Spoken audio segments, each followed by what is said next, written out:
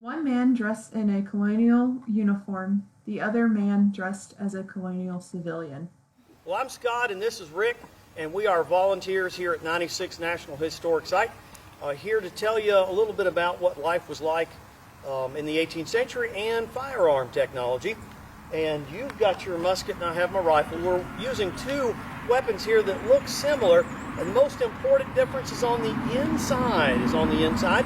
Where you can't see it, and it doesn't translate well to the camera, but on the inside of my barrel I have like a candy cane type of spiral or pattern on the inside of my barrel that grabs the bullet really well and sends it out in a tight spiral where you get more range and accuracy. And so my weapon is made for hunting.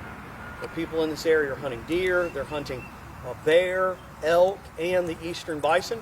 And so what mattered with a weapon like this was accuracy and distance and not speed in the time it takes to load. Now, Rick has a weapon that loads very, very quickly. It can be easily mass-produced for soldiers, so governments would buy them, and the average soldier of the American Revolution would be using the musket, a European style, a French style, or a British style musket. We'd find a few people dressed like me who are using other weapons, whatever they had. So I'm dressed as a colonial militiaman, which means I'm wearing my own clothes and I'm bringing my own firearm. If you were more of a uniform soldier like Rick, uniform means the same, and so you'd have a uniform, okay, in terms of your clothes. You'd be issued a weapon by your government, and there would be also a uniform system of training and firing and marching and all of that. And you notice how much more robust that the musket is than the rifle. It's because it was made to be put into the hands of people who were conscripted into the military.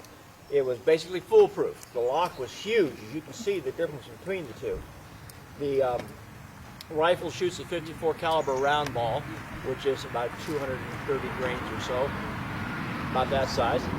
This, however, shoots a 3/4 inch round ball weighing about 1 1/8 of an ounce. Imagine, if you will, being armed with a 12 gauge shotgun. That's basically what it was, shooting large slugs.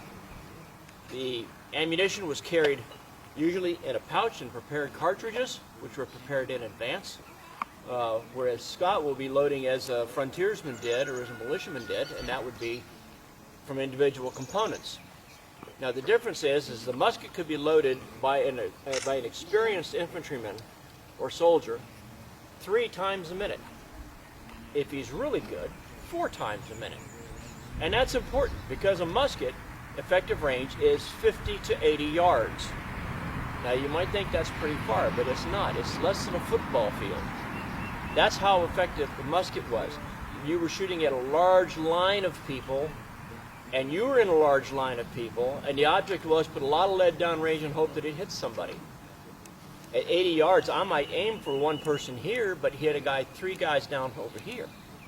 That's just the nature of that particular thing. With a rifle, however, Scott might be able to pick off somebody 250 yards away, which is like almost 3 football fields away. Who should I pick off first, Rick? Officers. Officers. Always officers. They're the guys on the horses? Yeah, usually Perfect. on the horses. Yeah, they got horses so Perfect. they can run away faster. Perfect. So, the uniform that I have on is that of an East Florida Ranger or a Carolina Ranger, which was issued in Augusta in 1777. It is also the uniform of a light infantry in both the American and the British Army. It's usually, you have a red waistcoat underneath, you have a jacket which is green with red flashings on it. You could wear leggings. These have to be military leggings. In my case, being a ranger, I would wear moccasins as opposed to boots because I would do a lot of woods running. Now my rifle, or I should say my musket, is of a little different fashion than the regular military. The regular military carried, this is a first model Brown Bess, 1742.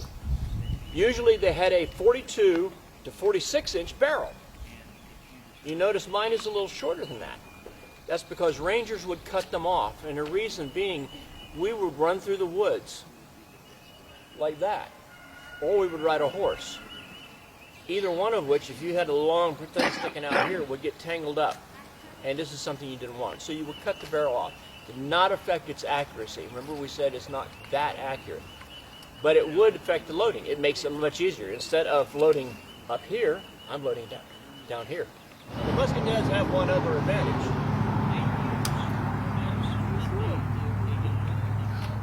Oh yeah. I can take this, and now I have a sharp, pointy object. This was what infantrymen actually feared, was the bayonet. They would shoot at each other, and then as they got closer and the soldiers would put their bayonets on, they were more afraid of being stabbed with a bayonet than they were of being shot. But it gives you another pointy little thing. That's an ugly thing to do to a fellow. That is an ugly thing. It's your leisure, sir. Sure. And we're going to fire, and what happens in theory is that this hammer, okay, it's like a vise, and it holds a piece of flint in here. That's why it's called a flintlock.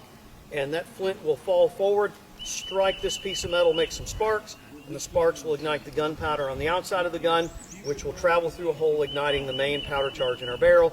And if everything goes well, that's what will happen, Rich. It'll make noise. Yep. Stalls off. Full cock.